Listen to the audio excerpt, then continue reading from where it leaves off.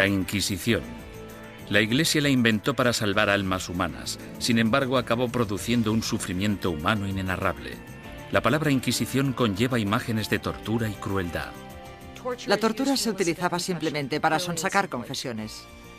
Entre sus víctimas se incluyen Juana de Arco y Galileo, pero ¿sabemos realmente qué sucedió y por qué? Básicamente, todo lo que se ha afirmado sobre la Inquisición es erróneo por defecto. Y es erróneo porque nunca hubo acceso a la realidad que se escondía detrás de la Inquisición. La Inquisición. Ciudad del Vaticano, octubre de 1998. En una petición de examen de conciencia sin precedentes y en honor al año jubileo 2000, el Papa Juan Pablo II convoca a un tribunal especial de historiadores y académicos para celebrar un simposio sobre lo que él mismo denominó una fase tormentosa en la historia de la Iglesia, que hoy en día se conoce como la Inquisición. Para ayudar al tribunal en su investigación, el Papa anuncia la apertura pública de los archivos secretos de la Inquisición, unos archivos que habían estado fuera del alcance de los académicos durante casi 200 años. El pontífice, de 79 años de edad, se enfrenta así a una de las cuestiones más cruciales en su trayectoria. ¿Debería la Iglesia Católica pedir disculpas por los pecados cometidos durante la Inquisición? El tema es un polvorín de controversia, incluso entre los historiadores. Yo creo firmemente que esta disculpa era innecesaria, porque la Iglesia no fue responsable de la mayoría de las persecuciones que hemos tenido en el pasado europeo. La Iglesia sí tiene alguna responsabilidad desde un punto de vista histórico. Fuera lo que fuere lo que la Inquisición hizo mal, no se puede decir que no fuera responsabilidad del papado. Todos los académicos deben afrontar una cuestión central y perturbadora. ¿Cómo pudo una institución como la Iglesia convertirse en el instrumento a través del cual se destruyeron miles de vidas humanas durante 6 siglos? La primera respuesta implica comprender que nunca hubo una única y todopoderosa Inquisición, sino más bien instituciones independientes en España, Portugal e Italia. Lo que compartían era un oscuro y perpetuo miedo, el miedo a la herejía religiosa.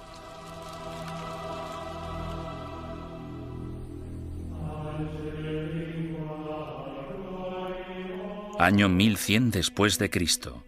El corazón de la Alta Edad Media.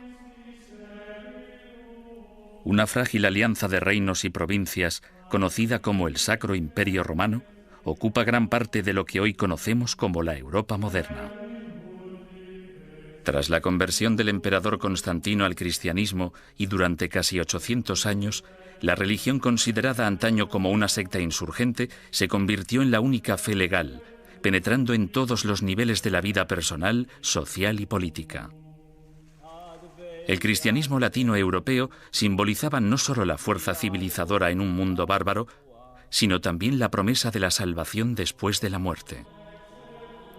El clero y los ciudadanos vivían temerosos del duro juicio de Dios. Con todo, seguía habiendo disidentes que se atrevían a desafiar la sagrada doctrina cristiana.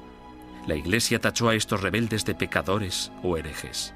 El estar equivocado en relación al dogma de la Iglesia no te hace hereje porque existen muchos dogmas religiosos. Lo que te convierte en hereje es que las autoridades eclesiásticas te informen de que no estás en lo cierto e insistir en tus convicciones ante esa autoridad.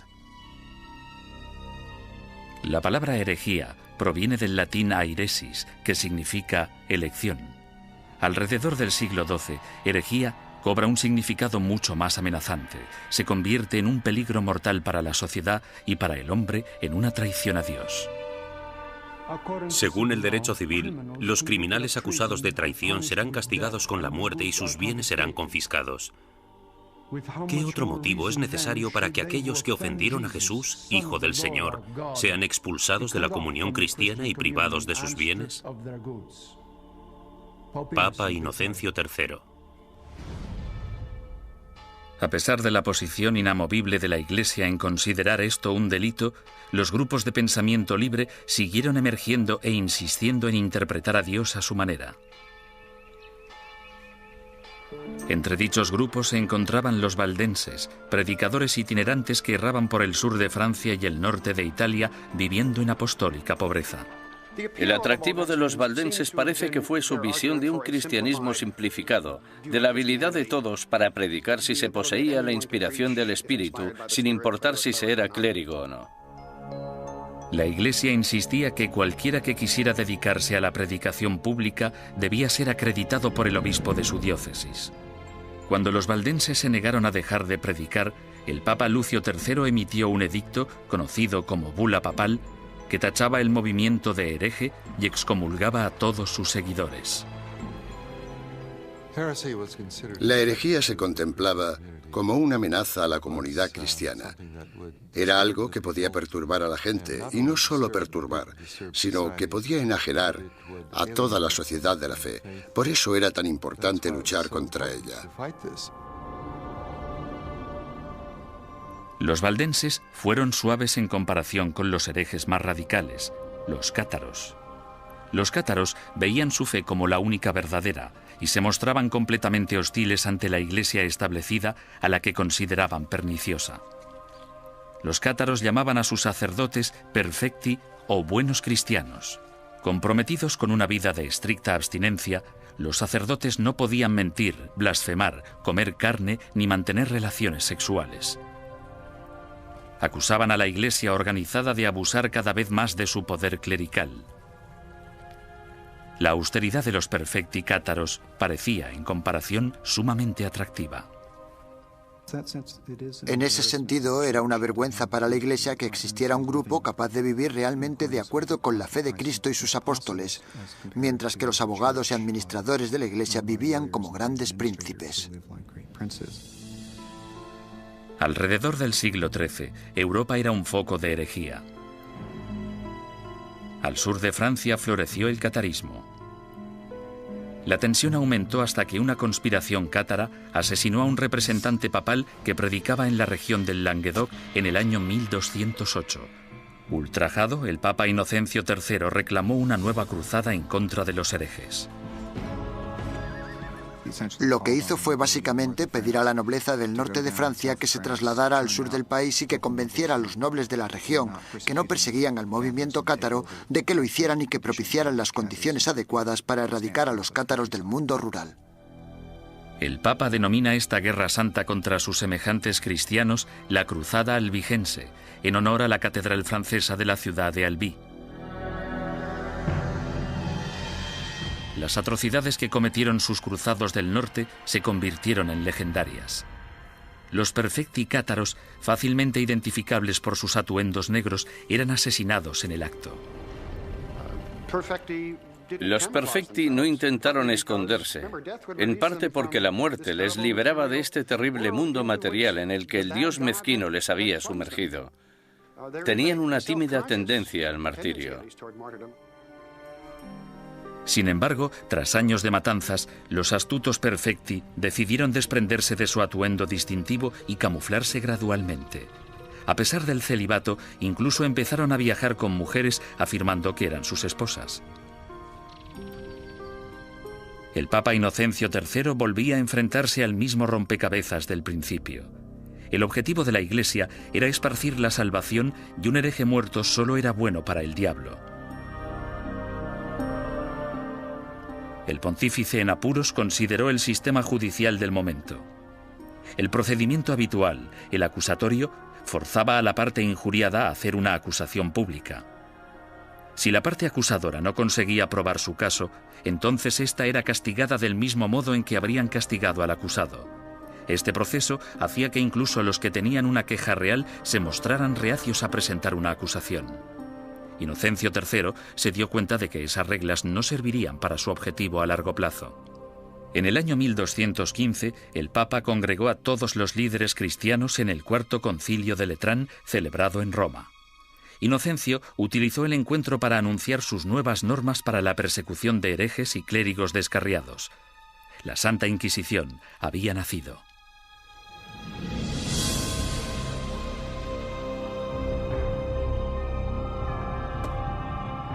El sistema de la Inquisición suponía una innovación maravillosa y se asemejaba bastante al Tribunal Popular de nuestro sistema, que emite una causa probable y una acusación. No tenían que demostrar nada, solo necesitaban tener muy claro o tener suficientes indicios que sugirieran la culpabilidad del acusado. El proceso inquisitorial de Inocencio III daba la potestad al investigador de construir un caso completo, recogiendo a escondidas las opiniones de la gente de la comunidad. En 1231, el Papa Gregorio IX inicia un concurso público para el nombramiento de nuevos agentes especiales, llamados inquisidores de la depravación hereje. Es el amanecer de la Inquisición medieval, que empieza con una venganza. El objetivo de la Inquisición es acabar con la herejía, y acabar con la herejía significa acabar con los herejes. El Papa Inocencio III fracasó en su intento de eliminar a los cátaros, la secta más poderosa del sur de Francia. Sin embargo, en 1231, su sucesor, el Papa Gregorio IX, tramó un plan para volcar todo el poder del nuevo sistema legal de la Inquisición contra ellos. El Papa nombró a muchos sacerdotes y frailes inquisidores y los mandó a tierras germanas y francesas para que acabaran con los criminales religiosos. Los herejes que rehusaron retractarse de sus creencias y continuaron predicándolas fueron quemados en la hoguera. Si fracasaban, los herejes iban al infierno. El objetivo de todo esto era salvar a tanta gente como fuera posible, pero había que hacer ciertas cosas si se querían salvar muchas vidas. El Papa Gregorio pronto se percató de que encontrar a un buen inquisidor era muy difícil. Los más entusiastas a menudo eran fanáticos fuera de control. Conrad de Marburg, el más célebre de los primeros inquisidores, convenció a Gregorio IX de que había descubierto una secta secreta alemana llamada los luciferinos. El modus operandi de Conrad consistía en reclutar a una pandilla de linchamiento, arrestar a los supuestos herejes y ofrecerles dos opciones: retractarse o arder vivos.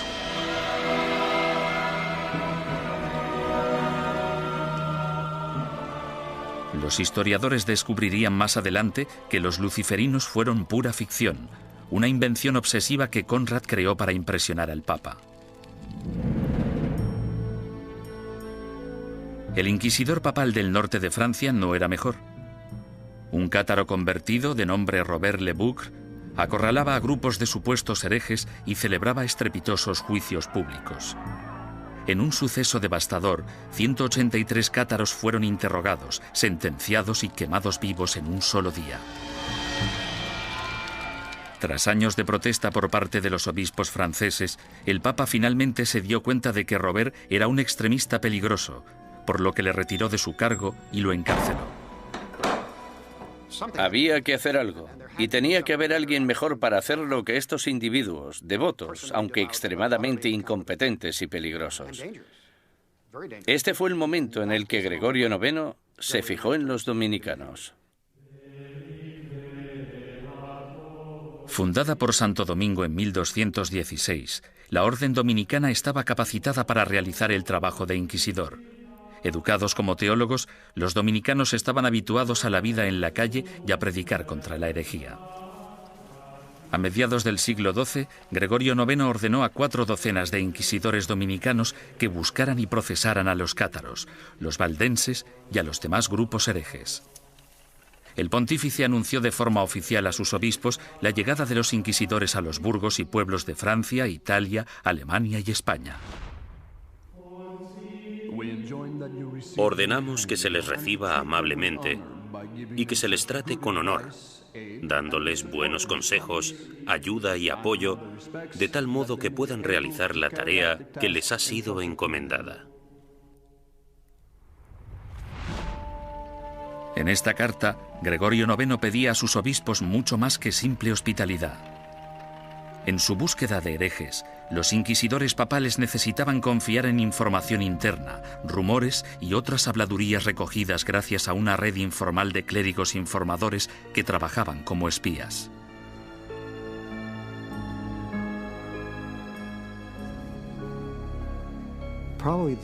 Probablemente sus mejores ojos y su mejor oído en el mundo rural eran los del clero parroquial, puesto que éste vivía en los pueblos, tenía familiares en ellos y por lo tanto estaba atento a los cotilleos locales. En sus incursiones a lo largo de la geografía, los inquisidores llegaban a un pueblo acompañados normalmente de un notario o escribiente para documentar el procedimiento o, en ocasiones, de un sirviente o un guardaespaldas. Entonces, el párroco reunía a los habitantes del pueblo para que escucharan al visitante predicar sobre los pecados y los peligros de la herejía. Una vez terminado el sermón, el inquisidor anunciaba un período de gracia durante el que cualquiera que hubiera cometido herejía podía confesar sus pecados a cambio de un trato clemente. Los que temían ser acusados o habían cometido herejía y tenían remordimientos de conciencia debían actuar durante el período de gracia, porque si lo confesaban después de dicho período, es decir, después de que se iniciara una investigación sobre ellos, la confesión no se consideraba tan sincera como si la hubieran hecho durante el período de gracia. Unas semanas más tarde, el inquisidor anunciaba el fin del período de gracia, momento en el que se iniciaba la fase más nefasta del edicto de fe. Desde ese momento, cualquier acusado se convertía en víctima de interrogatorios o arrestos. Y dado que la información siempre se daba en secreto, el inquisidor animaba a todos los buenos ciudadanos a que denunciaran a cualquier vecino que creyeran que podía ser hereje. El objetivo de las inquisiciones generales, de los edictos de gracia y los edictos de fe, era conseguir que entrara y saliera tanta gente como fuera posible de la oficina del inquisidor. Y para ello utilizaban el miedo, el terror y el interés propio. El inquisidor debía tener al menos 2 testimonios incriminatorios antes de poder seguir adelante. En ocasiones, los sujetos víctimas de investigación no sabían que eran sospechosos hasta el día que les convocaban. Durante el procedimiento inquisitorial, la mayoría de las pruebas se recopilaban antes de que tuvieras conciencia de que había una investigación en marcha. Cuando te informaban del caso, la investigación ya había finalizado. Bastante diferente al sistema actual. Conscientes del peligro de las acusaciones falsas o maliciosas, los inquisidores intentaban diferenciar las mentiras de la verdad. Cuando hacían subir al estrado a un acusado por primera vez, le hacían nombrar a todos sus enemigos. Si alguno de esos nombres coincidía con cualquiera de los nombres de la lista de testigos, el inquisidor debía desestimar ese testimonio. Sin embargo, las protecciones legales se acababan aquí. El acusado nunca llegaba a saber el nombre de quienes le acusaban, ni tampoco los motivos por los que se le acusaba. Era muy complicado demostrar tu inocencia una vez acusado por los inquisidores. Incluso los sospechosos que confesaban haber cometido herejía no podrían reconciliarse con la Iglesia hasta que dieran nombres e información de otros supuestos herejes. Si obstaculizaban la investigación, se arriesgaban a sentencias de cárcel y a perder todas sus propiedades. Si no cooperabas, los inquisidores podían reducir tu ración de comida y encadenarte a la pared. Por tanto, el principal método para conseguir que la gente confesara era simplemente encerrarlos durante largos periodos de tiempo y dejarles reflexionar. ¿Cómo llevaban los inquisidores su trabajo tan en secreto? Han sobrevivido algunos manuales prácticos dándonos una aproximación fascinante a ese período. Uno de ellos, llamado Conducta de interrogación relacionada con la depravación hereje, fue escrito por un inquisidor retirado, Bernard Guy, en el año 1324.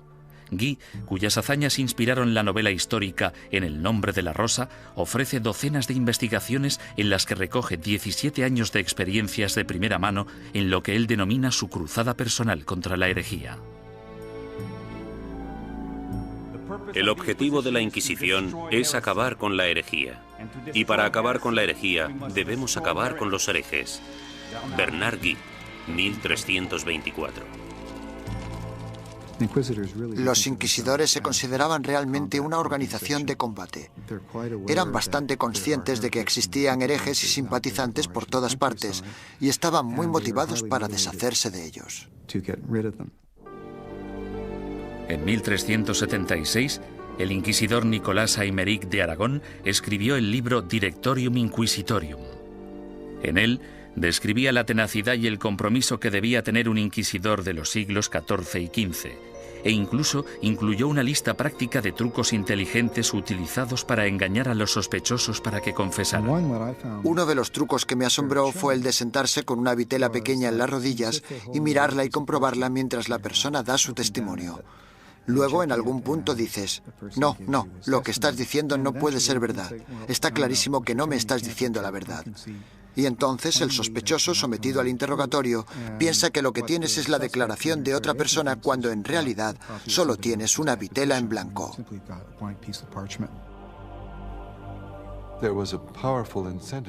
Los inquisidores estaban altamente motivados para llegar hasta la verdad como fuera. Y si era necesario, pisotear algunos derechos de los acusados, pues se hacía en nombre de la verdad.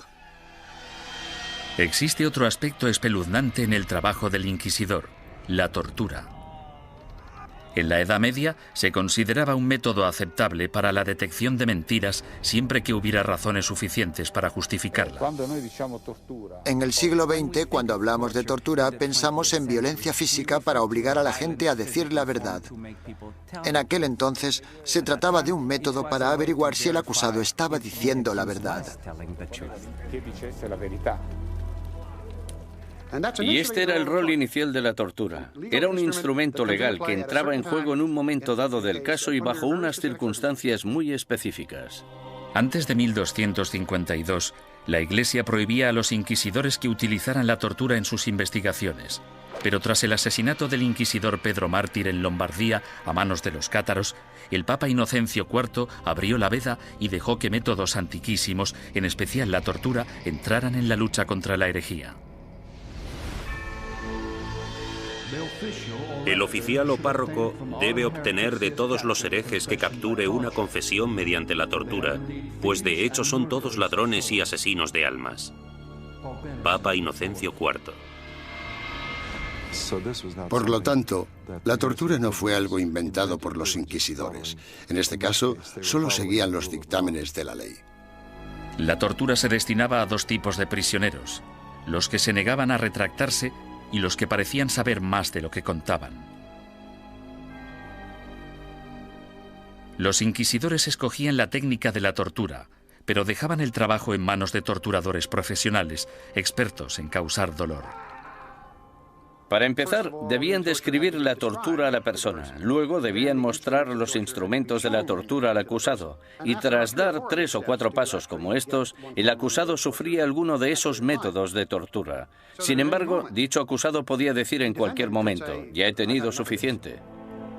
La estrapada era uno de los métodos de tortura más populares en la Edad Media y el Renacimiento. Las manos del acusado se le ataban a la espalda y a una cuerda que se colgaba de una viga en el techo. En algunas ocasiones se añadían pesos en los pies de la víctima. Una vez izado, se bajaba al prisionero y se le volvía a levantar de un tirón o se le sacudía violentamente. Los atornilladores de piernas o las prensas de espinillas eran instrumentos mecánicamente más sofisticados para causar dolor.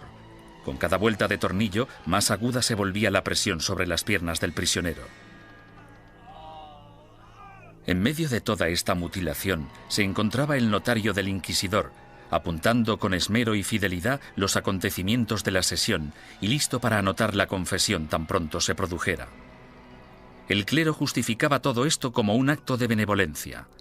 Al fin y al cabo, si la tortura llevaba a la confesión, el injuriador podía finalmente reconciliarse con Dios y recibir la salvación. Si la confesión se realizaba durante la tortura, el proceso consistía en liberar al acusado de los instrumentos de tortura y permitir que se recuperara. Luego se le repetía la pregunta para comprobar si el acusado solo se había dejado llevar por el miedo al dolor o si realmente había dicho la verdad. Con todas esas técnicas a su disposición, no resulta sorprendente que los inquisidores fueran convincentes en casi un 90% de los casos. ¿Podía la herejía estar realmente tan extendida? ¿O eran los inquisidores los que utilizaban su poder para asustar a la gente y obligarles a hacer confesiones falsas? En mi opinión, uno de los mayores problemas a la hora de trabajar con los informes de la Inquisición es determinar hasta qué punto podemos creer nada de lo que está escrito en ellos, porque los inquisidores, si querían, podían hacer confesar casi todo a cualquiera. Aunque para los culpables de herejía, lo más temido era el día del juicio. No podías hacer nada para huir de ellos, porque estaban obligados a ejecutarte. Durante los siglos XIII y XIV, los inquisidores papales siguieron su camino por el sur de Europa, recogiendo acusaciones e investigaciones de herejes. Estos sacerdotes se veían como soldados de primera línea de Dios, en guerra por la salvación de las almas, pero dejaban atrás un campo de batalla repleto de bajas. La Inquisición asustaba a los ciudadanos y les obligaba a traicionar a sus amigos y vecinos, destruyendo familias y convirtiendo comunidades pacíficas en una fábrica de mentiras y sospechas. A lo largo y ancho del Sacro Imperio Romano y de los reinos y principados de Europa, los ciudadanos esperaban el Sermo Generalis o el juicio del proceso inquisitorio.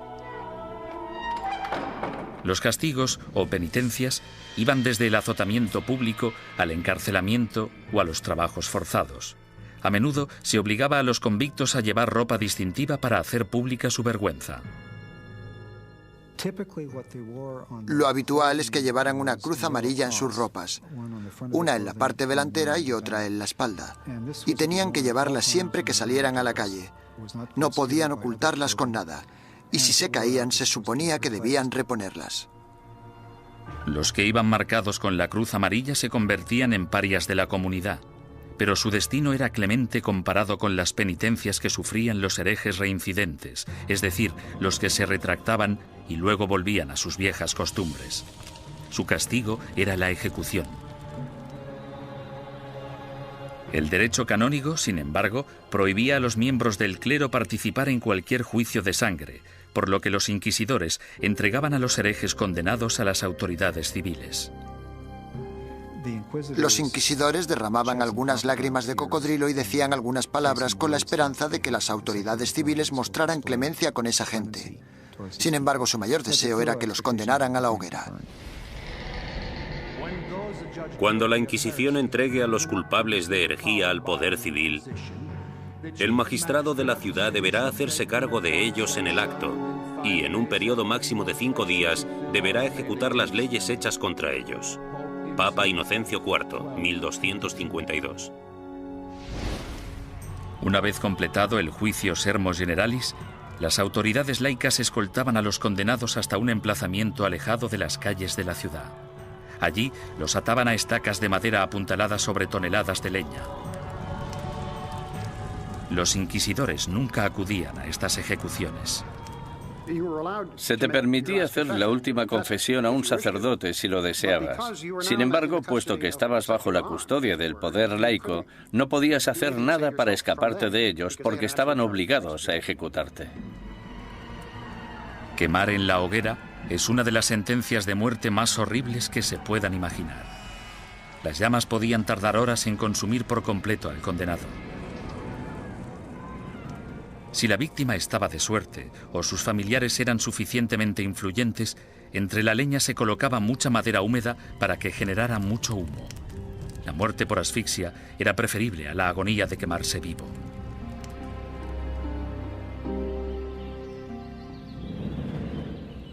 Ni siquiera la muerte podía liberarte de las garras de la Inquisición. En ocasiones, personas que habían muerto hacía años recibían acusaciones post-mortem y eran condenadas por herejía. Se saqueaban sus tumbas y se lanzaban sus restos a la hoguera. Desgraciadamente para la familia del fallecido, lo peor aún estaba por llegar. Las autoridades civiles confiscaban automáticamente todas las propiedades de los herejes fallecidos, dejando desvalidos a sus esposas e hijos sin importar su lealtad religiosa. La mañana siguiente a una ejecución a menudo atraía a los coleccionistas de reliquias, basureros que acudían con sacos a barrer las cenizas en busca de piezas de cadáveres. En la mayoría de los casos, no se trataba ni de necrófagos ni de locos. Normalmente eran los que creían que aquellos que morían ejecutados eran mártires y merecían ser venerados. Mucha gente pensaba que los herejes eran buenos cristianos y los inquisidores gente malvada, por tanto podía darse un contraataque. El siglo XIV fue testigo del punto más álgido de la campaña de la Inquisición. Gracias a su inmenso poder, la Iglesia combatía la traición con la misma dureza incluso contra sus propios rangos. Cuando un grupo de franciscanos decidió desvincularse de la orden y llamarse a sí mismos franciscanos espirituales, el Papa Juan XXII les acusó de abandonar los ideales de su fundador, San Francisco de Asís, y ordenó a la Inquisición que acabara con ellos. Tras quemar en la hoguera a 4 líderes franciscanos espirituales en Marsella el año 1317, la mayoría de los rebeldes restantes volvieron a la orden original. Durante los 150 años de la Inquisición papal de Gregorio IX, los principales movimientos herejes, los cátaros y los valdenses, fueron virtualmente erradicados de la Europa occidental. Al reducirse el número de herejes, parecía que la Inquisición acabaría desapareciendo por completo. Sin embargo, el negocio de la cacería y el castigo de brujas resucitó el proceso con una venganza durante el siglo XIV. Se consideraba herejía, puesto que se creía que para conseguir poderes, el hechicero debía renunciar a Dios y a su bautismo. Es decir, que debía romper un contrato y rendir algún tipo de homenaje al diablo para poder conseguir esos poderes. El diablo nunca da nada a cambio de nada. La política corrompió los primeros casos de brujería. En 1307, Francia se encontraba casi en bancarrota tras una serie de fracasos bélicos. Su rey, Felipe el Hermoso, envidiaba las riquezas y las propiedades que poseían los caballeros templarios, una orden de poderosos monjes guerreros que se formó durante la primera cruzada a Tierra Santa. El rey Felipe los acusó falsamente de brujería, y durante los 7 años siguientes se torturaron y encarcelaron o quemaron en la hoguera a miles de templarios por toda Europa.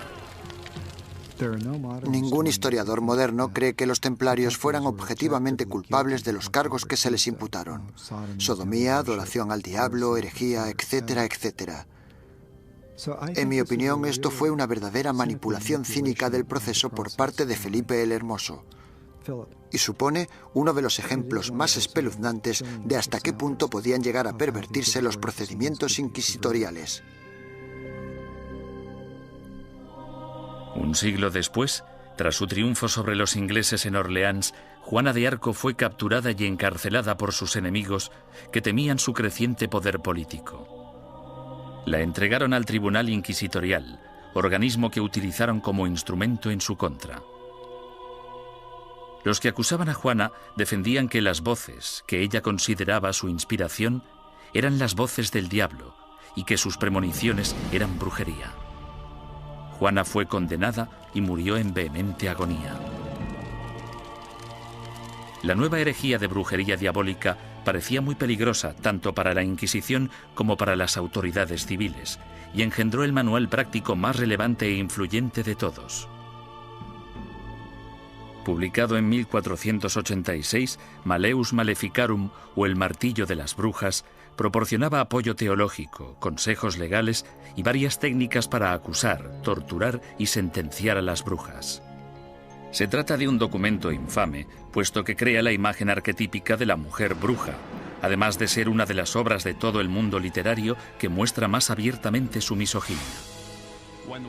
Cuando una mujer piensa por sí misma, solo piensa en cosas malas.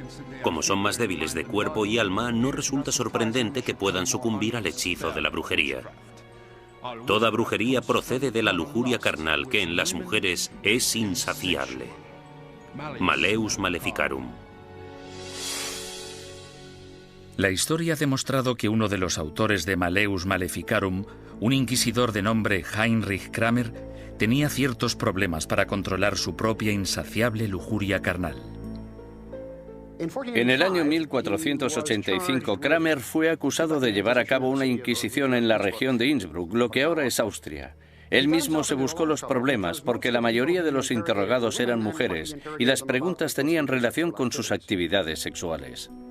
Alarmado por la manifiesta obsesión sexual de Kramer, el obispo ordenó que destituyeran al inquisidor y que liberaran a todos sus prisioneros. 2 años más tarde apareció Malleus Maleficarum. Nació de la frustración de Kramer por la experiencia de Innsbruck y de la furiosa misoginia que sufría. Durante los siguientes 200 años, el Malleus Maleficarum se convirtió en un bestseller y llegó a ser publicado en 4 lenguas distintas.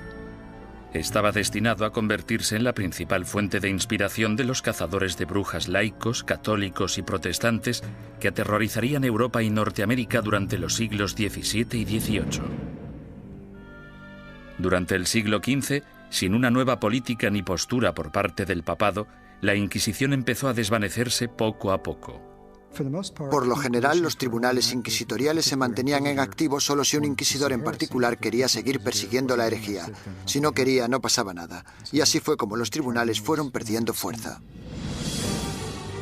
Sin embargo, en España, la astucia política del rey y la devoción de la reina se apoderaron del proceso inquisitorio e hicieron que su aterrador poder recayera en su propia gente. El número de personas que se quemaban vivas en una misma hoguera era pasmoso, incluso para los estándares actuales.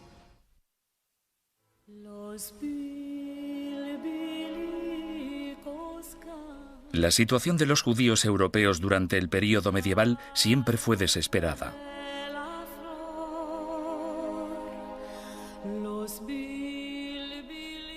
Expulsados de una nación tras otra, a partir del siglo IV, algunos finalmente se establecieron en España. Prosperaron viviendo y trabajando en relativa armonía tanto con musulmanes como con cristianos. Pero a finales del siglo XIV, una serie de problemas económicos y levantamientos sociales despertaron antiguos prejuicios. En las décadas de 1380 y 1390, amotinamientos en contra de los judíos provocaron el incendio de sinagogas y el asesinato de miles de judíos. La solución de las autoridades españolas fue expulsar del país a todos los judíos que no se convirtieran al cristianismo. Muchos decidieron marcharse, otros, sin embargo, hartos de una persecución sin fin, optaron por abandonar la religión de sus antepasados para poder quedarse en España. La conversión en masa de los judíos el año 1391 en España es casi única en la historia judía. En muy pocas ocasiones se había conseguido que tantos judíos se convirtieran al mismo tiempo junto con sus rabinos y sus riquezas. Esto redujo en gran número la población de judíos en España. Debido, al menos en parte, a su antigua ética cultural de escolarización y esfuerzo continuo, estos nuevos cristianos, llamados conversos, prosperaron durante las décadas siguientes. Como judíos habría sido ilegal que realizaran ciertos trabajos o que ocuparan ciertas posiciones en el gobierno. Sin embargo, como cristianos las posibilidades abundaban. Desde los inicios de la historia de la conversión de los judíos, tenemos a conversos obispos, conversos ministros, conversos líderes financieros. Tenemos conversos ocupando las más importantes posiciones de la sociedad cristiana, porque esa era la ventaja de convertirse. Y fue precisamente esto lo que pudo originar las objeciones de los otros cristianos, que recelaban de la creciente relevancia de esa gente que anteriormente había sido judía. En tan solo unas pocas generaciones, miembros de la Iglesia Católica de España empezaron a acusar a estos nuevos cristianos de practicar secretamente la religión judía mientras mantenían una fachada apropiadamente cristiana. Este fenómeno judaizante era en parte verdad, puesto que algunos conversos, aunque se autoproclamaban cristianos, mantenían costumbres que habían heredado de sus antecesores. La dimensión de la llamada actividad judaizante era más de carácter cultural que religiosa. En otras palabras, realizaban ciertas cosas que sus padres y sus abuelos habían hecho y en las que no veían nada particularmente malo, como encender velas el sábado. Muchos de ellos creían que encender velas el sábado no tenía nada inherentemente conflictivo con el catolicismo. Su condición de cristianos bautizados también significaba que si se intuía de cualquier modo que recaían en el judaísmo, podían ser acusados de herejía. Fue precisamente esta trágica ironía la que les condujo hacia su destrucción. Con el matrimonio en 1469 de Fernando de Aragón e Isabel de Castilla, se unieron los dos reinos más poderosos de la península ibérica. Los consejeros dominicanos de Isabel pronto la convencieron de que la actividad judaizante suponía una amenaza mortal para el catolicismo en España y que una Inquisición podría ser la única solución. Si el clero pedía una Inquisición, no era solo porque fueran fanáticos, sino porque sabían perfectamente que detrás de ellos tenían a muchos seguidores muy fieles que tenían conciencia del problema tal y como lo percibían. El rey Fernando, astuto estratega político, vio que una alianza con la Iglesia Católica podía beneficiar a España en muchos sentidos. Aparentemente, Fernando tenía otros planes en mente. Apoderarse de las riquezas de los conversos. Había grandes cantidades de dinero esperando, encerradas en los cofres de los poderosos conversos, comerciantes y nobles. Y Fernando se propuso hacerse con ellas y lo consiguió.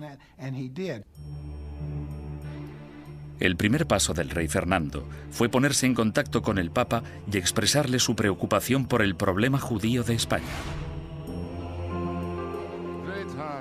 Es enorme el daño que los cristianos sufren con el contacto, las relaciones y la comunicación con los judíos, que siempre intentan de un modo u otro seducir a los leales cristianos y apartarlos de nuestra santa fe católica. Fernando el Católico. Bajo la presión del insistente rey español, el Papa Sixto IV emitió una bula papal que instauraba una Inquisición para erradicar la depravación hereje en España y que iba dirigida a los conversos judíos. Esta nueva Inquisición española fue algo completamente distinto a todos los demás tribunales inquisitoriales anteriores. Sus normas garantizaban que el rey Fernando, y no el Papa, controlaba todos y cada uno de los aspectos de sus actividades. El tribunal de mayor grado, llamado la Suprema, consistía en 6 o 7 hombres nombrados personalmente por el rey. Solo un miembro, el inquisidor general, era nombrado oficialmente por el Papa, y aún así, este tenía que haber sido nombrado antes por Fernando. Aunque os guste el título de inquisidor, somos yo y la reina quienes os hemos nombrado y sin nuestro apoyo muy poco podéis llevar a cabo. Rey Fernando. Esto significa que el Estado empieza ya en la Inquisición española a tener cierto poder de control sobre la institución. Esto no era así en la Edad Media. El 6 de febrero de 1481 se celebró el primer auto de fe en Sevilla. En este acto, que se convertiría en el símbolo de la Inquisición española, un centenar de hombres y mujeres conversos fueron acusados de practicar secretamente la religión judía y juzgados ante la Iglesia. 6 de ellos pagaron el más alto precio. Fueron quemados en la hoguera. En mitad del auto siempre se celebraba una ceremonia. Los dominicanos elegían a sus mejores oradores, los que tenían la voz más fuerte, y en ocasiones los sermones duraban media hora, 1, 2 horas. Los participantes eran despojados de toda dignidad. Se les afeitaba la cabeza, desnudaban a las mujeres y a los hombres, se afeitaba la barba a los hombres. En España, la virilidad de un hombre residía en su barba, por lo que afeitarla resultaba muy desagradable. La idea de la ceremonia era humillar a los penitentes y mostrar a la congregación cuál era el castigo por cometer herejía. Incluso los que no habían recibido mucha educación o no estaban interesados en las sutilezas teológicas, ni muy seguros de los credos y las plegarias que recitaban, sabían perfectamente qué sucedía en cada momento en un auto de fe. Era un espectáculo aterrador cuyo objetivo era poner unos límites en la mente de las personas sobre lo que podían decir, pensar y creer. Durante el primer año desde su establecimiento, 1.500 conversos acusados de judaísmo fueron juzgados y otros cientos condenados a muerte. La cantidad de personas que se quemaba en una misma hoguera era pasmosa incluso para los estándares actuales. Se quemaron 28 personas de una sola vez, en otra ocasión 70 personas, y en el mayor auto jamás celebrado se quemaron 109 personas en una misma hoguera. A diferencia de los herejes medievales que se atrevían a predicar sus ideas en público, el judaísmo secreto era, por definición, una actividad clandestina que se llevaba a cabo a puerta cerrada.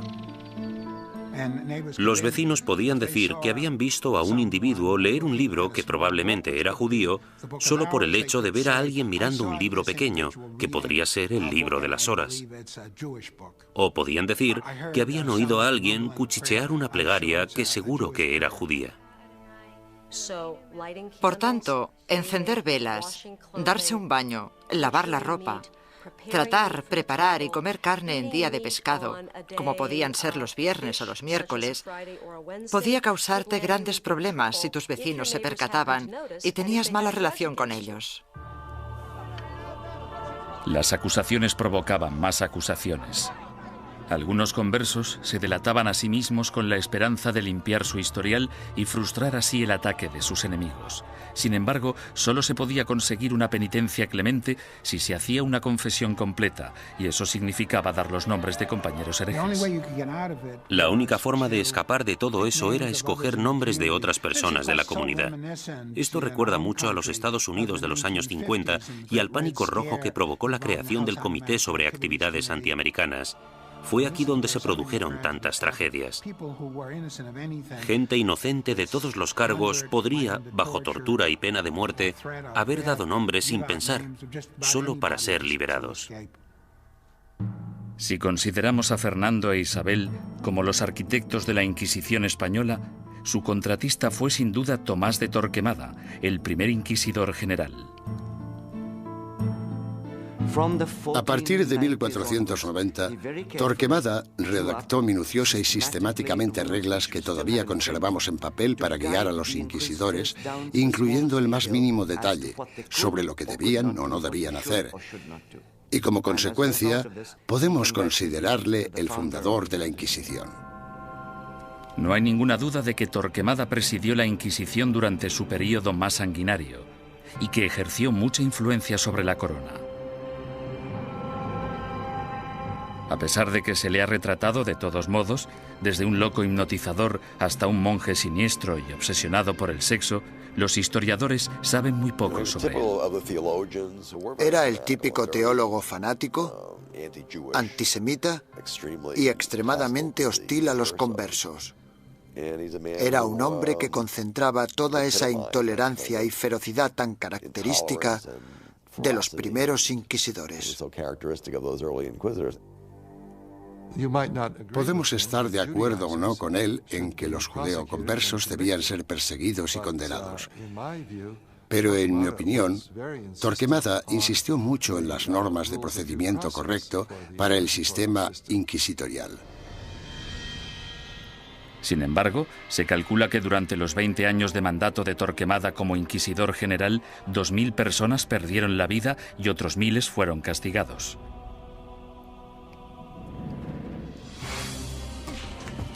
A ello se le sumó un alocado complot de asesinato que selló el destino de los judeoconversos españoles y aseguró el papel de la Inquisición en España durante los siguientes 200 años.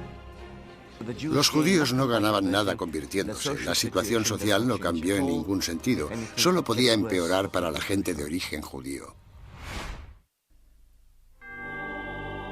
5 años después de su nacimiento, la Inquisición se encontraba en plena forma, ganándose a pulso su temible reputación. Los conversos españoles, los judíos convertidos al catolicismo, no podían acudir a ningún lado en busca de justicia. Tanto la Iglesia como las autoridades civiles seguían la misma lógica aplastante. Todos los conversos que rehuían la Inquisición eran, por defecto, culpables. Todos los que daban el paso y se delataban a sí mismos eran, puesto que lo admitían, culpables. Y todos aquellos que eran juzgados y condenados eran, evidentemente, culpables. Los procedimientos interinos del Tribunal de la Inquisición se mantenían en privado y los informes se protegían cuidadosamente, incluso de la corona. Cuando la Inquisición española arrestaba a alguien, esa persona simplemente desaparecía en la cárcel hasta que la Inquisición acababa con ella. Los familiares y amigos quedaban a la espera, llenos de preocupación y sin poder ayudar. Los españoles convirtieron este hecho en un verdadero fetiche, el secreto. Me refiero a que este era uno de sus principios fundamentales, la creencia de que el prestigio de la institución dependía en gran medida de la capacidad de mantener intacto el secretismo. Para los acusados, la naturaleza surrealista y casi arbitraria del proceso generaba terror. No existía ningún juicio. Eran más bien audiencias tras las que el prisionero volvía a su celda. Después de todo el sufrimiento, que podía prolongarse durante semanas o meses, el acusado podía no llegar a saber los crímenes de que se le acusaba. Se le exigía constantemente, a veces bajo amenazas de muerte, que confesara. El acusado tenía que inventar explicaciones sin saber la naturaleza de la denuncia que se había interpuesto contra él. Y esto, a menudo, llevaba al encarcelamiento masivo de prisioneros que se negaban a confesar, porque creían que no tenían nada que confesar, y probablemente tenían razón. El 15 de septiembre de 1485, algunos conversos furiosos decidieron tomarse la justicia por su mano. Como inquisidor, Pedro Arbués se arrodilló delante del altar de la Catedral de Zaragoza. 8 asesinos le atacaron con cuchillos.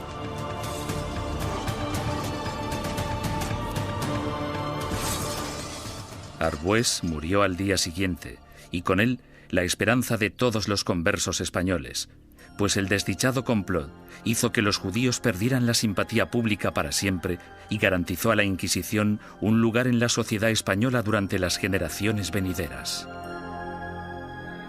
Entre los académicos hay una pregunta obvia que ha generado más debate que cualquier otra. ¿Practicaban realmente los conversos el judaísmo en secreto o fueron simplemente cabezas de turco de la intolerancia? El problema desde un punto de vista técnico es que la única fuente de información que tenemos para responder a esta pregunta proviene del Santo Oficio. En consecuencia, el tema a tratar es, ¿debemos creer totalmente en los hermanos del Santo Oficio que investigaron a los conversos? ¿O debemos pensar que fue básicamente un fraude, una gran exageración basada en falsos testimonios? A petición del inquisidor general Torquemada, en marzo de 1492, el rey Fernando emitió otro edicto de expulsión. Se daba a los judíos 4 meses para aceptar el bautismo o abandonar España. Durante los meses siguientes, casi la mitad de la población judía de España, unas 40.000 personas, abandonó el país. Los demás se quedaron y se convirtieron al cristianismo. Simplemente cayeron en la misma trampa que habían tendido a sus antepasados judíos hacía 100 años. Por tanto, los judíos no ganaban nada convirtiéndose. La situación social no cambió en ningún sentido. Solo podía ir a peor para la gente de origen judío. No lloréis a vuestra partida, pues vosotros tenéis que beber vuestra propia muerte de un sorbo, mientras que nosotros tenemos que quedar atrás, entre esta gente malvada, recibiendo la muerte de ellos cada día. Juan de León, judío español converso. En 1499, la orden de expulsión se amplía para incluir a todos los musulmanes no convertidos de España. Durante los casi 25 años siguientes, una serie de rebeliones, expulsiones y bautismos forzados generan otra clase social de nuevos conversos al cristianismo, los moriscos. Lo que tenemos aquí es el mismo escenario que el de los conversos. Un grupo de gente que pertenecía a otra cultura y a otra religión y que ahora eran teóricamente cristianos. Esta era una situación hecha a medida que la Inquisición utilizó para apartar a los musulmanes y hacerles practicar el cristianismo. Las persecuciones de moriscos se triplicaron durante los siguientes 100 años. Sin embargo, estos no pudieron o no quisieron adaptarse. Finalmente, en 1609, las autoridades españolas decidieron que los moriscos eran imposibles de convertir y los expulsó a todos. El odio por la Inquisición española era tan intenso entre los musulmanes como entre los judíos. En su intento de conservar el catolicismo como la única religión de España, la Inquisición española encarceló a ciudadanos inocentes, confiscó propiedades, destruyó familias y mandó a miles de personas a la muerte. Lo que no utilizó muy a menudo, según los historiadores, es lo que la ha hecho tan famosa: la tortura. Una de las cosas que se han podido afirmar con seguridad gracias al reciente estudio de la Inquisición es que la tortura se utilizó en muy pocas ocasiones en dicha institución. La tortura se utilizaba única y exclusivamente para sonsacar la confesión, y una vez se había conseguido, la tortura cesaba. Los inquisidores se enfurecían si sus subordinados torturaban a individuos demasiado viejos, demasiado enfermos, leprosos o supuestos enfermos mentales. Tampoco querían que se torturara a niños. Pero no importa la poca frecuencia de uso, la Inquisición tenía reglas concisas sobre cómo ejercer la tortura. A los prisioneros, ya fueran mujeres u hombres, se les desnudaba. Solo se les cubría sus partes íntimas. No todo el clero de entonces practicaba el celibato, y todos los que lo practicaban no eran capaces de contemplar una escena de estas características una y otra vez sin sentir el más mínimo arrebato de sadismo o satisfacción sexual. Decir que esto podía prolongarse durante siglos es no comprender en absoluto la naturaleza de la sexualidad humana. La garrucha, versión modernizada de la estrapada medieval, se convirtió en el método de tortura más común. El potro, probablemente el instrumento de tortura más famoso de todos, también era muy efectivo, aunque tenía algunos inconvenientes. Su uso no podía prolongarse porque una de las reglas vitales de la tortura era que la Inquisición no podía derramar sangre.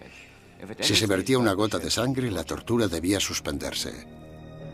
La toca, o tortura con agua, se convirtió en la favorita de los inquisidores españoles. Durante el terrible sufrimiento, la boca del prisionero se mantenía abierta a la fuerza y se introducía una pieza de ropa por la garganta. Luego se vertía agua por la garganta, de modo que la pieza de ropa quedaba empapada y provocaba al prisionero violentos espasmos. Durante la Inquisición española, la tortura no podía aplicarse más de 3 veces y nunca durante más de 15 minutos.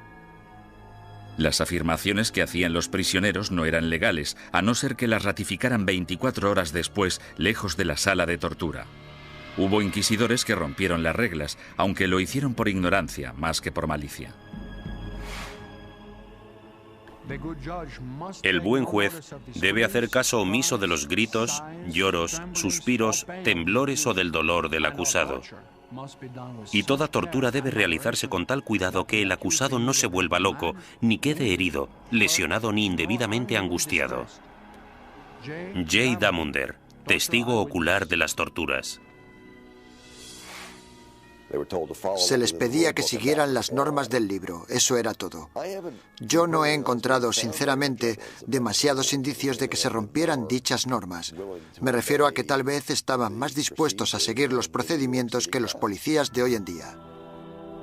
La Inquisición española realizó algunas innovaciones en el área del castigo. La cruz amarilla que llevaban los herejes medievales en sus vestimentas evolucionó hasta un atuendo llamado San Benito. Estas ropas debían vestirse en el juicio conocido como el auto de fe o acto de fe, y luego por encima de la ropa de calle mientras durara la penitencia. La gente que iba por la calle era objetivo de todo tipo de comentarios sarcásticos. Los niños les tiraban piedras, todo esto hacía muy difícil poder ganarse la vida. Ni tan siquiera la muerte liberaba al hereje de la vergüenza. El hábito con el que se enterraba al difunto se colgaba en la parroquia del lugar para recordar a todo el mundo en la ciudad que esa persona y su familia estaban relacionados con la herejía. Muerte y humillación no eran los únicos escollos de la Inquisición. Uno de sus castigos más temidos era convertirse en esclavo en las galeras españolas. Se cree que este castigo fue invención del mismísimo rey Fernando. No tenía nada que ver con la religión, la herejía ni cualquier otra cosa. Pero el rey Fernando se percató de que mucha de esta gente estaba siendo castigada con penas del todo inútiles y pensó, buena idea, ¿por qué no utilizamos a esta gente? Porque yo necesito remeros en mis barcos. Después de la muerte, ser enviado a las galeras era el castigo de la Inquisición española más temido. No puedo imaginarme nada peor que ser esclavo en las galeras. Yo casi preferiría que me quemaran. Al menos acabaría rápido. Durante la expulsión del año 1492, miles de judíos cruzaron la frontera con Portugal, engrosando allí la población judía y reanimando viejas tensiones raciales. A causa de los alborotos resultantes, los judíos portugueses fueron obligados a convertirse al cristianismo, y en 1532 el rey Juan III insistió en que Portugal tuviera su propia Inquisición. Durante 10 años, los ricos conversos portugueses utilizaron todas las formas de persuasión posible, incluyendo enormes sobornos, para convencer al Papa de que no instaurara una Inquisición en su nuevo santuario. Muchos conversos españoles se fueron a Portugal y de hecho pronto superaron en número a la comunidad portuguesa. Dichos conversos creían que en Portugal estarían a salvo hasta que, evidentemente, los portugueses instauraron su propia Inquisición y todo cambió. La Inquisición portuguesa se puso a trabajar de inmediato con los sospechosos de siempre. Entre 1547 y 1580 se celebraron 34 autos de fe en Portugal con casi 2.000 penitentes y 169 ejecuciones. Las persecuciones fueron tan letales que los conversos, la mayoría de los cuales apenas habían emigrado a Portugal desde España, decidieron volver a su tierra natal y enfrentarse a lo que parecía el mal menor de las dos malvadas instituciones. Tras la conquista militar española del Imperio Azteca en 1521 por Hernán Cortés, los conversos portugueses y españoles pronto emigraron a las Américas en busca de un nuevo comienzo. Pero la Inquisición española les siguió de cerca e inició investigaciones en la recién fundada Ciudad de México. En 1528, 2 conversos españoles fueron quemados en la hoguera tras el primer auto de fe celebrado en tierras del Nuevo Mundo. Las primeras oleadas de sacerdotes españoles también consideraban su deber guiar a la población americana lejos de sus creencias paganas y ayudarles a adoptar el cristianismo. Tras un periodo inicialmente optimista sobre lo que se creía una conversión extendida, la segunda generación de prelados españoles en el Nuevo Mundo empezó a tener dudas sobre si los indios seguían siéndolo a escondidas después de ser bautizados, del mismo modo que se creía que los conversos seguían siendo judíos tras el bautismo. En contra de la política estricta y reacia aplicada tanto a judíos como a musulmanes en España, la Suprema finalmente decidió que los indios simplemente eran incapaces de asimilar las creencias cristianas y que, por tanto, estaban fuera del alcance de la conversión. Sin embargo, la Inquisición pronto se enfrentaría a su mayor enemigo hereje de todos los tiempos, el protestantismo. Y en ocasiones incluso fueron torturados por la Inquisición, lo que parece muy injusto, pero eran protestantes y eran una presa fácil.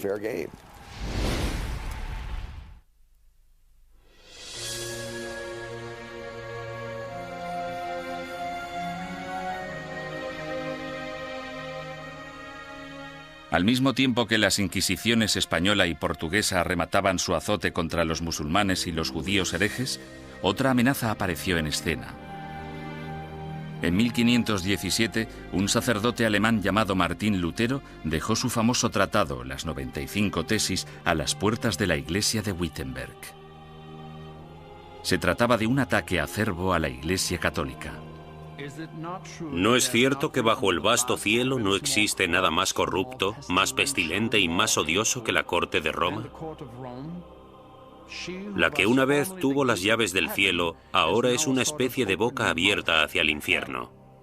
Martín Lutero. La carismática protesta de Lutero evolucionó hasta convertirse en una auténtica revolución religiosa. El movimiento de la Reforma sacudió a toda Europa. Alrededor del año 1550, las coronas de Dinamarca, Noruega, Suecia y Finlandia ya se habían acogido a la nueva religión llamada protestantismo. El Papa estaba furioso. La forma en la que se contemplaba desde Estados Unidos la amenaza soviética de los años 50 y 60 sería muy parecida a la forma en la que Roma en aquel entonces contemplaba la amenaza protestante. Con sus ajetreados puertos y su extensa red europea de comercio, era solo cuestión de tiempo que las ideas protestantes empezaran a viajar hacia la España católica. En 1577, dos grupos independientes de adinerados protestantes convertidos fueron descubiertos y arrestados en Sevilla y en Valladolid. Estos arrestos de finales de 1550 fueron terribles para la administración inquisitorial y para el gobierno real, puesto que muchos de los sospechosos ocupaban altos cargos en la burocracia gubernamental. El descubrimiento de dos organizaciones protestantes en dos de las mayores ciudades de España causó oleadas de pánico por todo el país católico. El rey español Carlos V, que había dedicado los últimos 30 años a la lucha contra el protestantismo en Alemania, exigió una purga rápida y despiadada. Su aliado en Roma, el Papa Pablo IV, volcó todo el poder de la Iglesia en el ataque contra el protestantismo y emitió una bula papal sin precedentes en la que permitía a la Santa Oficina Española ejecutar a los ofensores que cometían un crimen por primera vez e incluso a los que se arrepentían. Según mis conocimientos, esta es la única vez en toda la historia de las Inquisiciones española, romana o portuguesa en que los acusados, que por primera vez admitían estar arrepentidos de sus errores doctrinales, eran igualmente condenados a muerte. La fiebre del antiprotestantismo llegó a todas las grandes ciudades de España. Fueron quemados en la hoguera sacerdotes, monjas, soldados ingleses e incluso 3 niños que murieron junto con sus madres.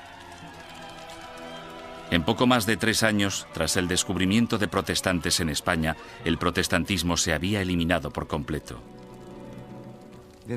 Nunca reaparecieron.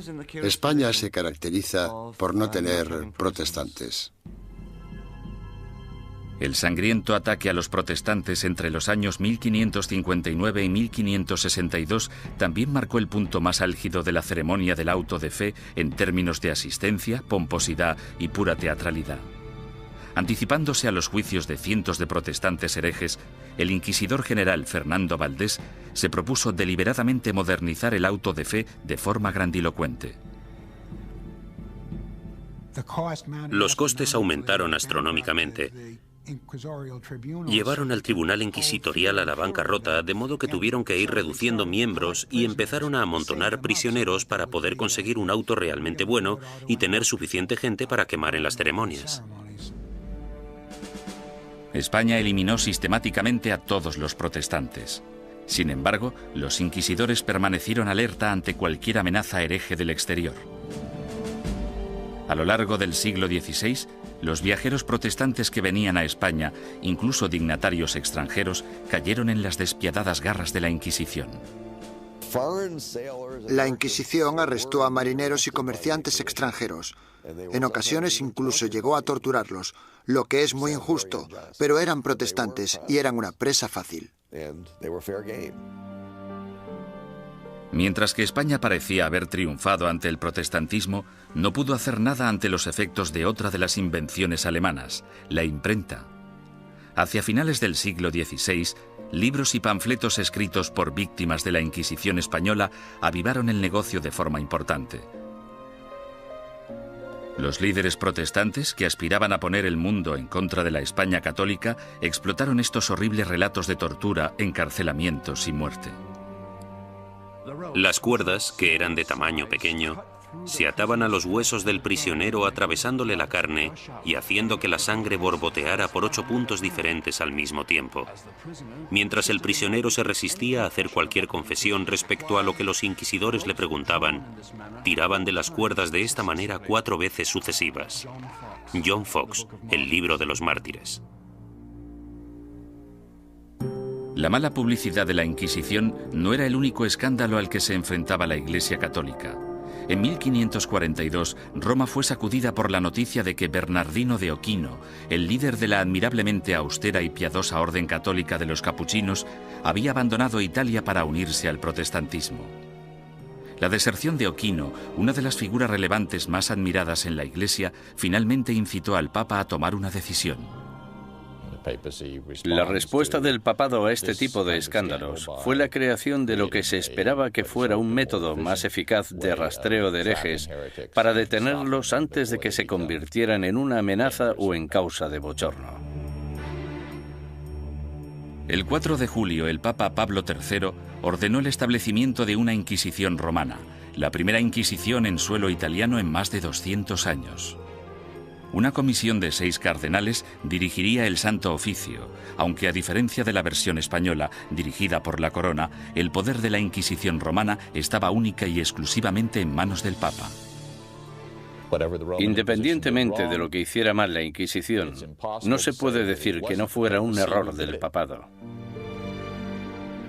Durante el siglo XVI, la Inquisición romana gozó de gran prestigio y poder político. Los papas Pablo IV y Pío V subieron al poder tras servir a la Iglesia como inquisidores. A pesar de sus sangrientos mandatos, en términos de número de protestantes ejecutados, estudios recientes muestran que la Inquisición romana fue pionera en reformas judiciales que serían las predecesoras del sistema legal actual. Los prisioneros de la Inquisición romana podían disponer de un abogado e incluso reunir testigos que testificaran a su favor. 300 años antes de que se inventara la figura del abogado de oficio, la Inquisición romana ya proporcionaba abogados gratuitos a los indigentes acusados. Como mínimo, la Inquisición escuchaba o pretendía escuchar las explicaciones del acusado de un modo que los demás sistemas judiciales no contemplaban. La justicia civil era en muchos sentidos peor que la del Santo Oficio. Torturaban a los acusados más despiadadamente, los condenaban con más rapidez. Los acusados no morían a causa de la tortura en el sistema inquisitorial, sí en cambio en los tribunales civiles. Sin embargo, la Inquisición romana se volvió en contra de algunos de los mayores pensadores del Renacimiento. Estaban muy preocupados por el tema de las escrituras y parecía que Galileo las cuestionaba basándose en cuestiones muy controvertidas en aquel entonces.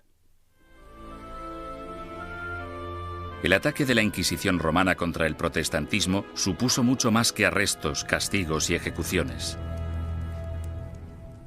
En 1559, el Vaticano publicó su Índice de Libros Prohibidos, en el que listaba cientos de libros y autores considerados peligrosos para la fe y la moral de los buenos católicos. Cualquier ciudadano que poseyera uno de estos libros prohibidos podía ser arrestado. Algunos autores encontraron sus libros listados en este índice simplemente porque una o dos frases sueltas se habían considerado erróneas. Sir Thomas More, político inglés que irónicamente fue decapitado por su lealtad a la religión católica, también fue considerado un autor prohibido. En relación a ciertos pasajes de sus libros, el índice decía: podéis leer este libro, pero debéis saltaros este pasaje. Es cierto que mucha gente famosa aparecía en este índice y, por tanto, estaban prohibidos. Los historiadores cuestionan si dichos índices tuvieron algún impacto real. Hay literalmente miles de títulos en cada índice, y aparte de un grupo de inquisidores y de obispos, pocos sabían exactamente qué estaba prohibido. Con mis investigaciones he podido demostrar que en Cataluña, por ejemplo, nadie hacía caso al índice. A lo largo de todo el siglo XVI, las librerías de Barcelona vendieron públicamente libros que aparecían en el índice de libros prohibidos. Simplemente fingían no conocerlo. Como instrumento de censura, el índice de libros prohibidos resultó ser algo de mucho ruido y pocas nueces. Sin embargo, no hay ninguna duda de que la Inquisición romana tuvo un efecto represivo sobre las ideas intelectuales y científicas y que destruyó las vidas y los legados de algunos de los mayores pensadores del Renacimiento. Giordano Bruno fue uno de los genios más excéntricos del siglo XVI. Medio filósofo, medio loco, su visión del cosmos, considerada inverosímil en su época, de hecho se anticipó a la concepción actual del sistema solar. Bruno era un visionario. Se consideraba casi una segunda reencarnación de Cristo, aunque de hecho tenía sus dudas sobre la divinidad de Dios, pensamiento por el que fue acusado. El tratado más famoso de Bruno, publicado en 1584, pronto le hizo merecedor de aparecer en el Índice romano. De título Sobre el universo infinito y los planetas, es una mezcla extravagante de misticismo y astronomía de Copérnico. Bruno lanzó la teoría de que existe vida inteligente en otros planetas situados más allá de las estrellas. Enseñaba que la unificación de todas las religiones, incluidas el Islam y el judaísmo, era la única salvación de la humanidad. Estas creencias herejes provocaron aversión tanto entre los católicos como entre los protestantes. En un periodo de tensión religiosa, las personas como Bruno representaban una amenaza enorme porque en realidad parecían desechar casi todos los pilares básicos del cristianismo. Durante 15 años, Bruno evitó cautelosamente la Inquisición romana, manteniéndose alejado de Italia. Sin embargo, en 1591, un rico mecenas le convenció para viajar hasta Venecia y una vez allí le traicionó denunciándole ante el Santo Oficio. El encarcelamiento y el juicio de Bruno duraron 7 años, durante los que el tribunal romano llegó prácticamente a implorarle que abandonara sus creencias herejes. Él se negó. Habría sido como repudiar toda su vida. En mi opinión, para un hombre como Bruno, que estaba completamente convencido de sus propios poderes, habría sido casi imposible actuar de otro modo. Tal vez vuestro miedo a juzgarme sea mayor que mi miedo a ser juzgado.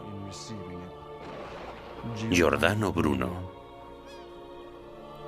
La obstinación de Bruno enfureció tanto al Papa Clemente VIII que él mismo le condenó a muerte. El 8 de febrero de 1600, Bruno fue conducido al campo dei Fiori, en pleno corazón de Roma, y fue quemado vivo. En la actualidad, una estatua en su honor, erigida en el año 1829, marca el lugar de los hechos.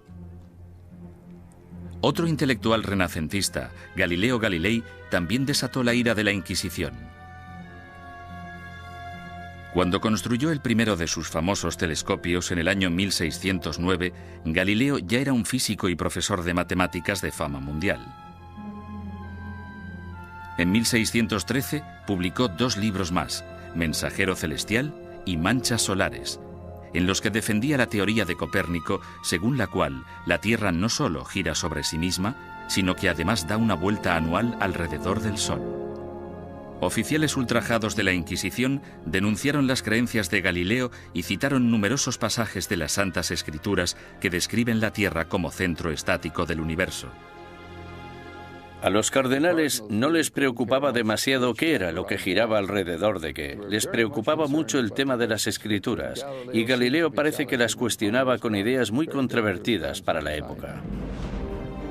Sin embargo, Galileo vuelve a cuestionar a la Iglesia y toma una decisión asombrosa. Durante años ha habido un debate tremendo, sobre todo durante el último siglo, sobre qué debería haber hecho Galileo.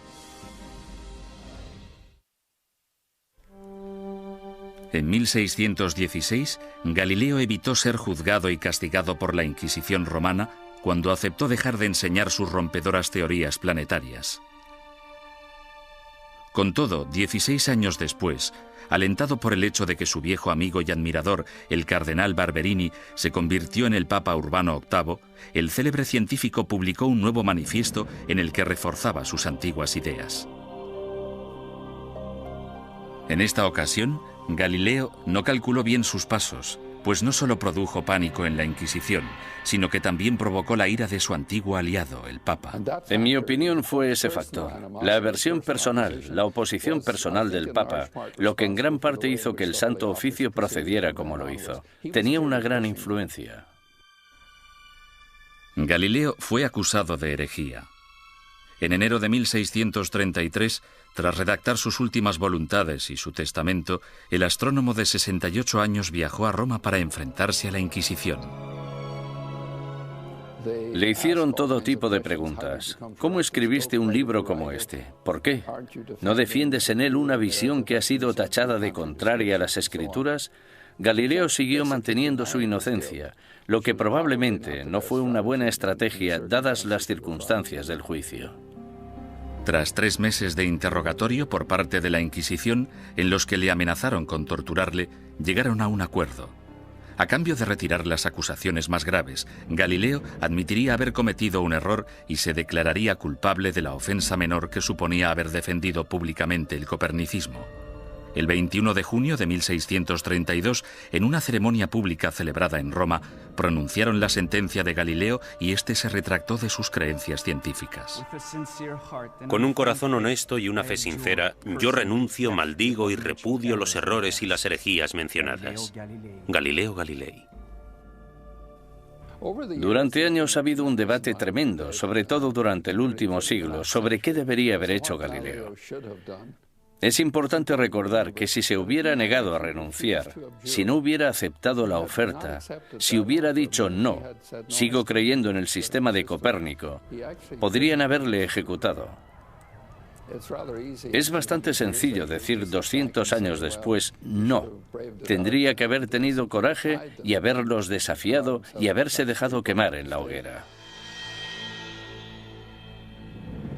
Después de haberse retractado, el Papa sentenció a Galileo a un castigo sin precedentes, volver a Venecia y permanecer bajo arresto domiciliario por el resto de su vida. El viejo científico murió silenciosamente 9 años después, a los 77 años.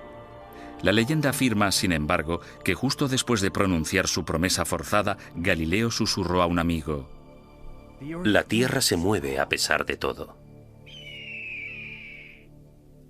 En 1992, el Papa Juan Pablo II anunció oficialmente que la Iglesia se equivocó en 1633 al acusar al padre de la ciencia moderna de hereje.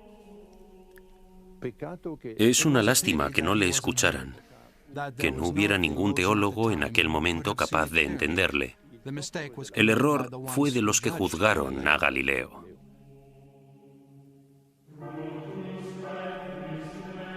Los siglos XVII y XVIII fueron un período de declive para todas las inquisiciones.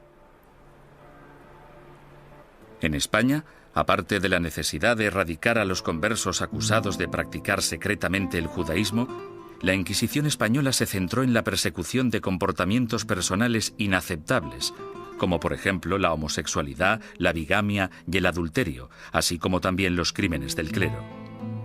Las ceremonias de castigo, los autos de fe, siguieron celebrándose de forma esporádica en el siglo XVIII. Sin embargo, el prestigio de la Inquisición quedó mancillado cuando Felipe II rechazó expresamente acudir al auto celebrado en honor a su coronación. Los propios españoles empezaron a ver la Inquisición como un instrumento anticuado. Y a partir del año 1730 desapareció por completo. Inspirado por los ideales y las reformas de la Ilustración, Portugal empezó a desmantelar su oficina de la Inquisición.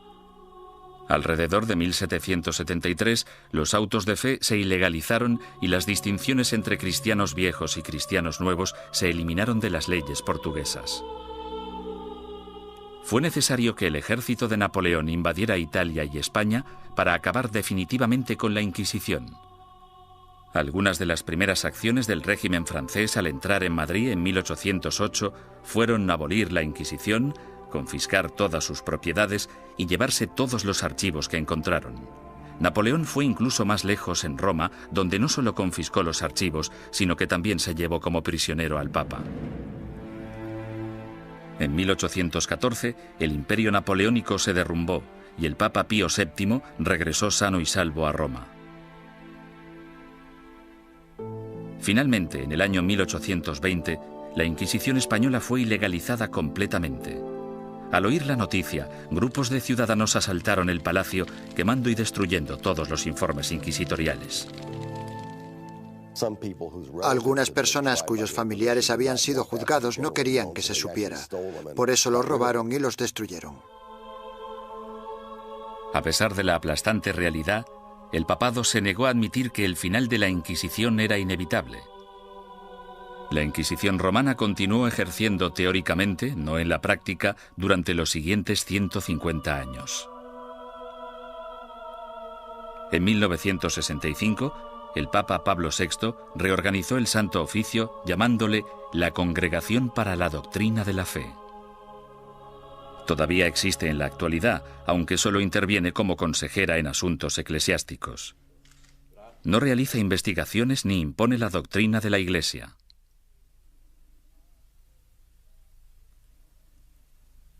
Desde la caída definitiva de la Inquisición, son incontables los mitos y testimonios inexactos que han surgido sobre su objetivo y sus prácticas. Los descubrimientos realizados en documentos nunca vistos, así como en los archivos de la Inquisición abiertos por el Vaticano recientemente, han ayudado a desbancar algunos de ellos. Por ejemplo, se ha podido demostrar que algunos recuentos de personas quemadas en la hoguera eran enormemente exagerados. La gente decía que se habían quemado 200 personas. De esas 200, quizá 3 fueran reales y 197 imaginarias. Poco a poco hemos podido fijar los números reales de las personas que fueron ejecutadas. Han sido necesarios muchos siglos para comprender que algo estaba mal. Debemos tener en cuenta el contexto y la mentalidad.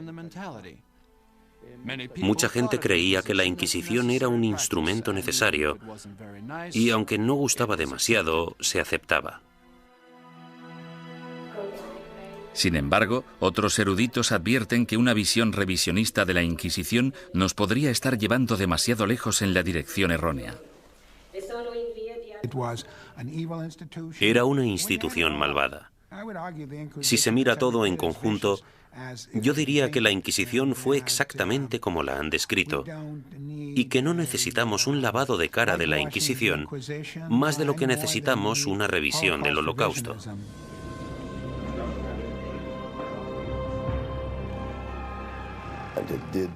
Torturó a gente, impuso fuertes castigos, quemó a personas. Había teólogos fanáticos en las Inquisiciones, había antisemitas en las Inquisiciones. Todo esto es innegable. Hay un hecho que la historia no puede negar. A pesar de que la Inquisición se concibió para el bien de la humanidad, acabó causando un dolor y un sufrimiento humano inenarrables.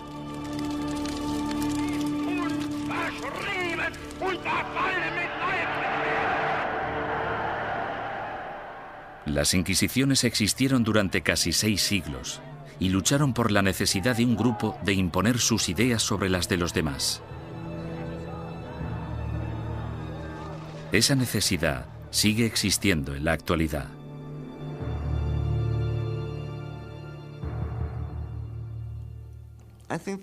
Creo que la lección que debemos aprender de la Inquisición es que no debemos verla como algo único.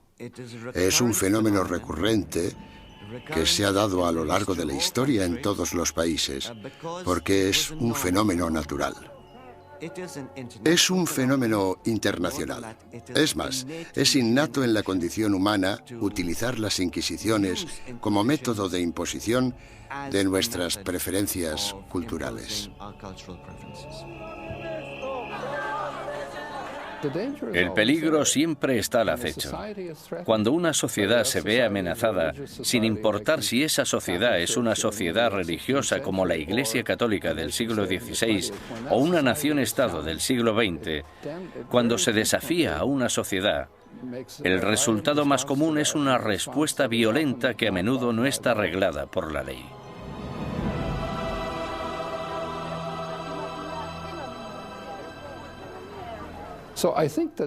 Por lo tanto, creo que esta reacción ante la amenaza es tan antigua como la humanidad y, sin duda alguna, perdurará en el futuro.